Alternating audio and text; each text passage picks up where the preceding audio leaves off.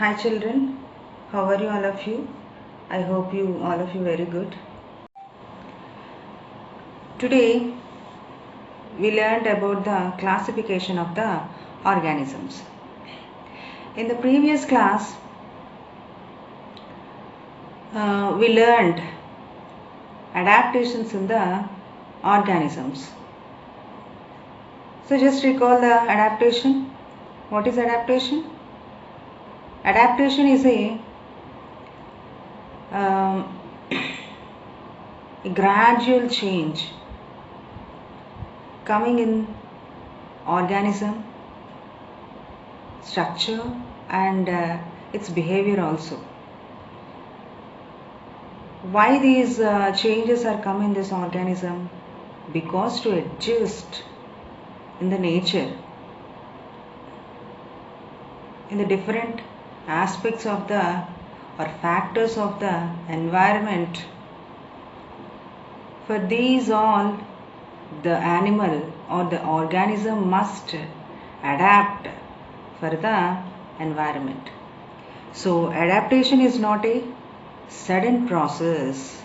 It is a gradual and continuous differences in the structure and appearance of present day animal and animals of thousands of years ago are the adaptations that occurred according to prevailing conditions. Okay, so this is the actual definition of the adaptation. So this adaptation is useful to maintain the life in the world.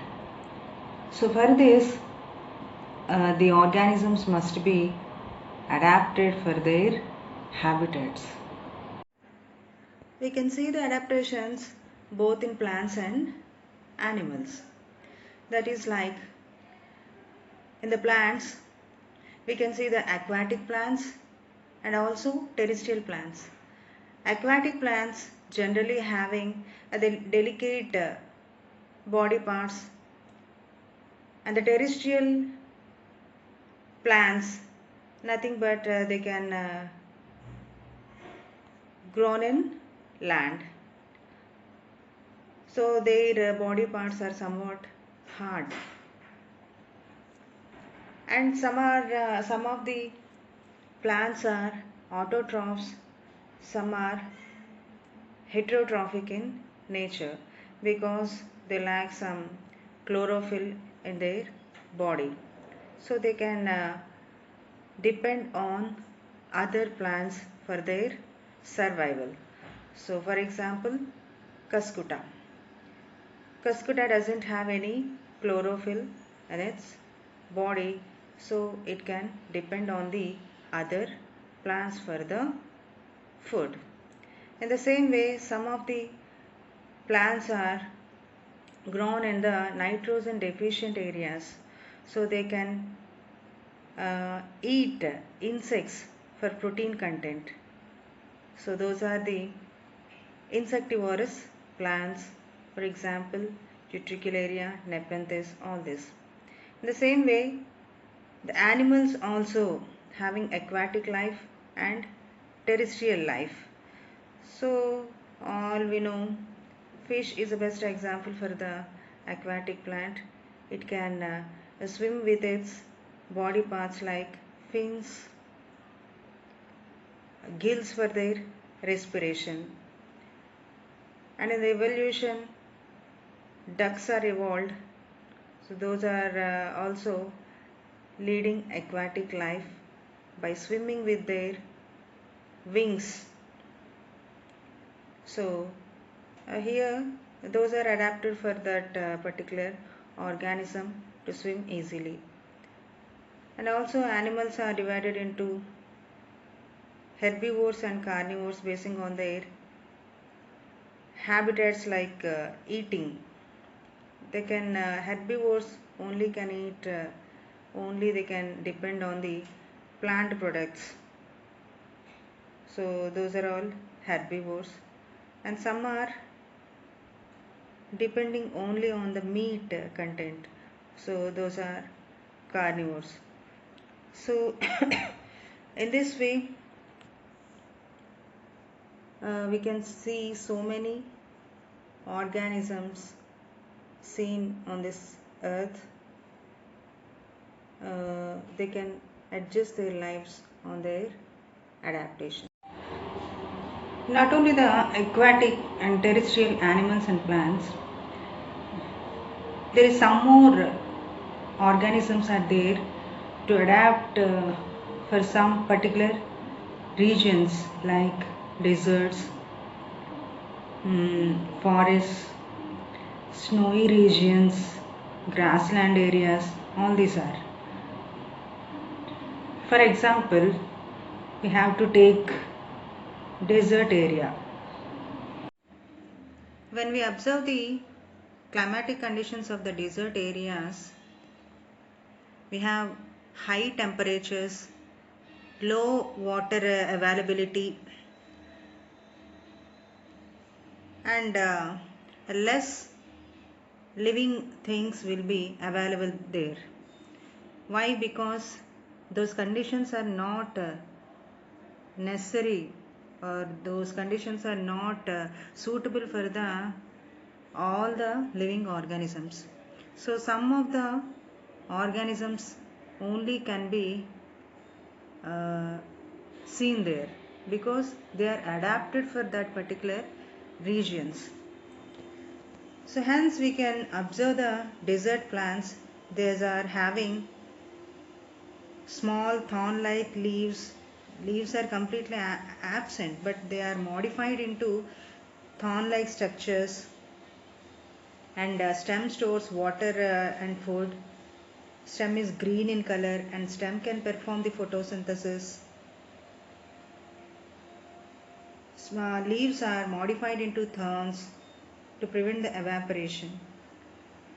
The root system will be deep into the soil, thick waxy layer present on the stems.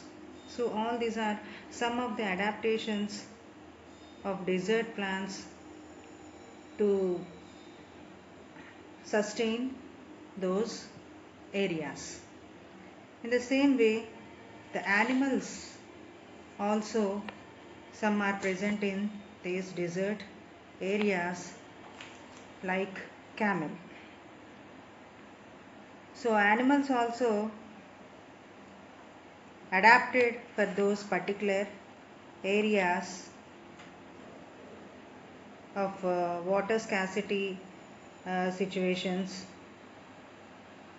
To overcome these conditions, they have thick skin to prevent loss of water, long legs, cushioned soles, eyelashes are long, thick, and stores water in those body parts. So these are the some of the conditions seen in desert areas. Like desert regions, forest regions also having some of adaptations in plants and animals. So forests are generally all types of trees, herbs, shrubs, all kinds of plants are present, and all kinds of wild animals are seen in those areas. All are compete with each other to sustain their lives. So all these are can compete with each other and lead their lifestyle for the plants. In the same way, the animals also in forest areas are there and are having some of the adaptations also. Some are carnivorous, some are herbivorous. So basing on their food habits, they can lead their lifestyle. And also the herbivores are having eyes on either side of the head, but the predatory carnivores having eyes front of their head to spot their prey from long distance also. So these are all some of the adaptations seen in forest areas. Now, when we observe the snowy regions, conifers like deodar plants, pine trees are generally seen. All the trees in the snowy region are conical in shape. Those are conical in shape.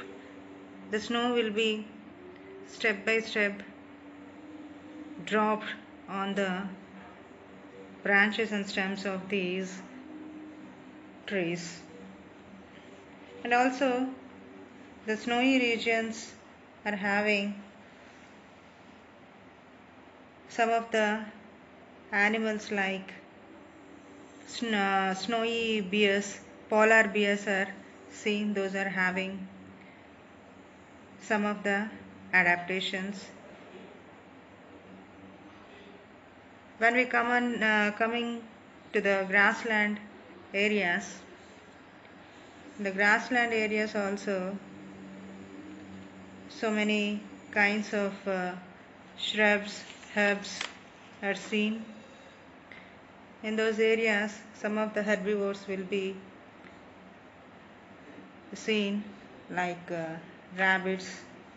All these will be present in the grassland areas, and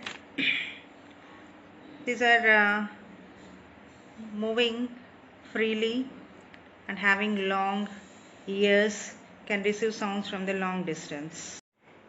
Before going to know about the classification, we must know about one great scientist. He is none other than Charles Darwin.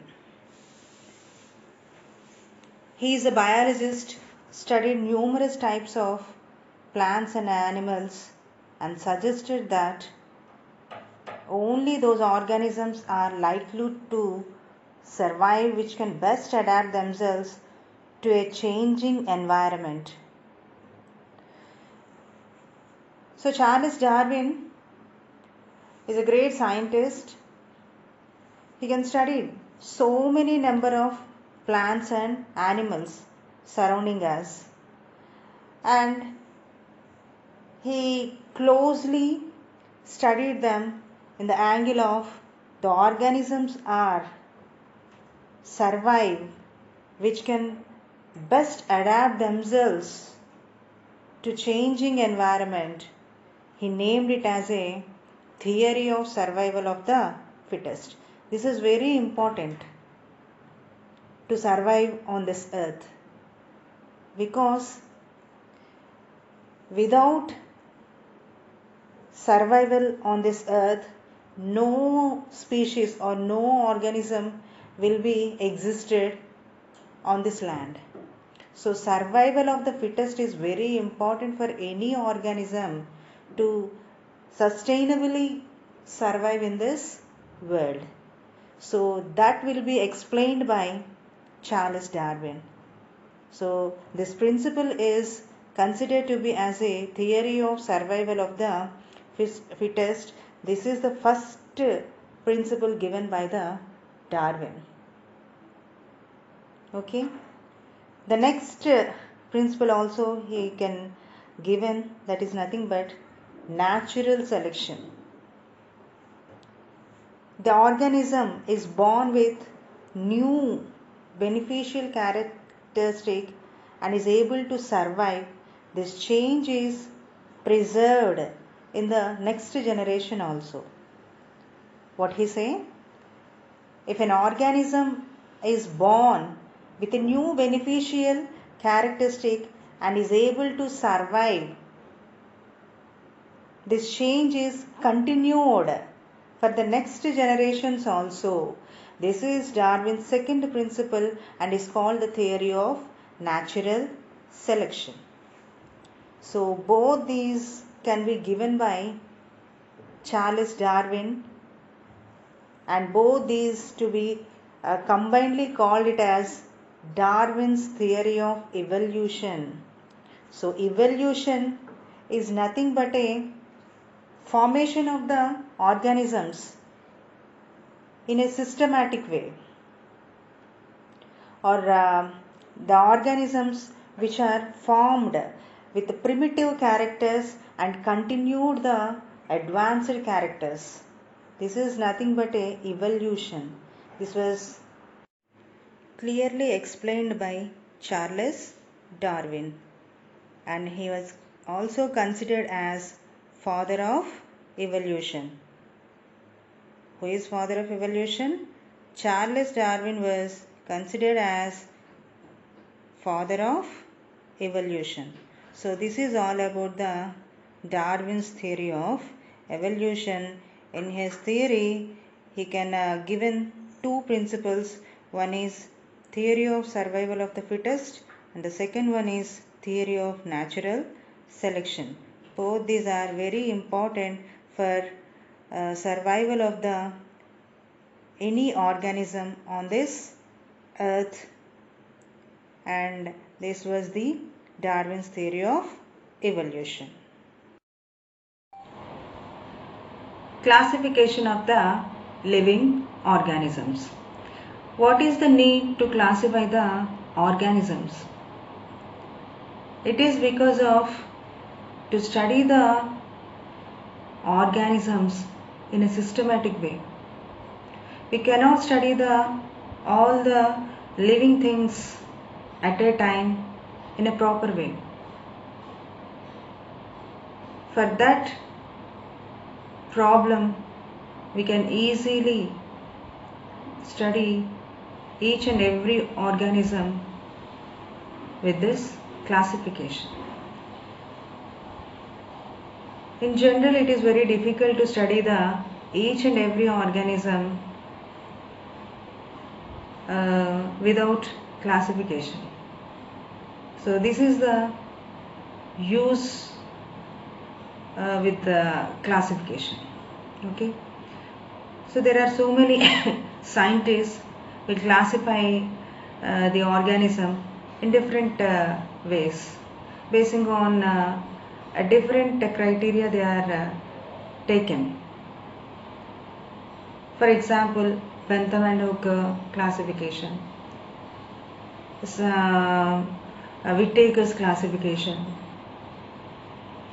Linnaeus classification. All these are can classify them basing on particular criteria. Present days we can accept the Bentham and Hooker classification are followed now. So anyway, so many scientists can classify them basing on some factors they are taken. So classification is related with evolution. Both these two are studied simultaneously only. Without evolution, there is no classification. So there is a relation between both these studies, evolution and classification. There is a separate branch of science to study the classification is called taxonomy. So taxonomy is one of the branch in science. A hierarchy is formed in the classification that starts with kingdom. There is a hierarchy in the classification to classify every organism in a particular manner. It is from one level to other level. It is nothing but a hierarchy. So This is starts with kingdom and form depending upon the basic similarities and differences. This is called the hierarchy of classification. So this hierarchy is very important for the classification. Basing on this can we classify the organisms from a bigger level to smaller level. So here we see the hierarchy starts with kingdom, phylum, class, order, family, genus, species. So here the species is the smallest unit in the classification. Okay, for example, we can see the mango is belongs to kingdom Plantae, phylum Anthophylla, class Dicotyledonnae, order Sapindales, family Anacardiaceae, genus Mangifera, species Indica.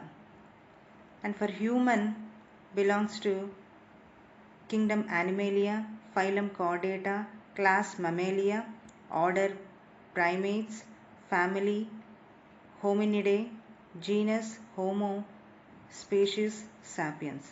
That means the common name or scientific name for the human being is Homo sapiens. A scientific name is assigned to each and every organism, and it has two names in it. One is genus and the second one is species. That means every organism is having two names, so it is called binomial nomenclature. So binomial nomenclature is nothing but naming of organism with two names. One is genus and second one is species. And this binomial nomenclature is useful to identify the organism at anywhere in the world. Okay, so of course we have a common names in that particular areas. It will be changed to other area. So for this prevention of inconvenience, we have a worldwide name for the organism. That nomenclature is nothing but binomial nomenclature, by giving the two names for each and every organism. So this was first time given by, popularized by Carolus van Linnaeus. Okay. Carl Linnaeus was the Swedish botanist. He was the first time given the concept of binomial nomenclature, nothing but naming of the organism with two names, is given and popularized by Carl Linnaeus. So this is all about the classification of the living organisms, the uses of the classification,